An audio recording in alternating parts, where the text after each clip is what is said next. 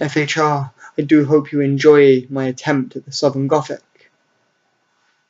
What darkness crept its way into the sleepy town of Carville this night gone?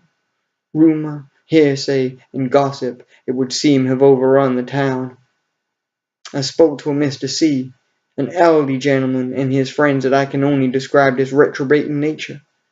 They tell me they were coming home from a place they would not speak of, fearing the long arm of the law.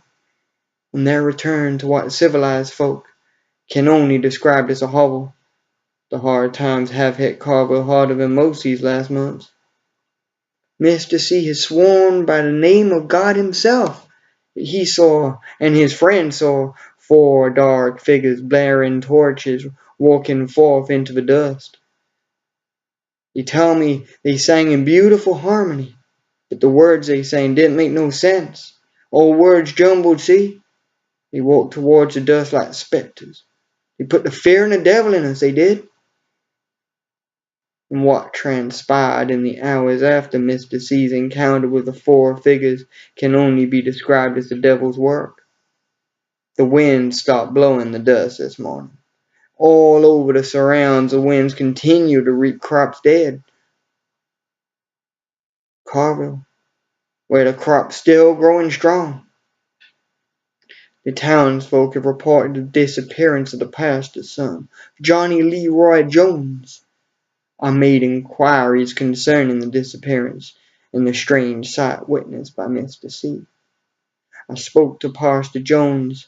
His eyes were red from crying. It was told the young man was last seen at the card table and down on his luck by the end of the night. Apparently in a rage he began brawling with folk from the tavern. The pastor explained that his son was a sinful boy. He thought he might have left owing money to folk wishing to do him harm.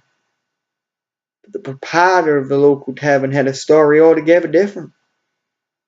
That on the night in question he won himself a small fortune. He always won, ever since he conversed with them out-of-town folk. He gave Johnny a deck of cards that never lost him a game, in exchange for his soul, the barkeeper tells me. The devil took him. I swear in the name of God, the devil took him. Them out-of-town folk gave him the devil, and the wind stopped. Johnny Leroy Jones was a sacrifice. I'm sure of it.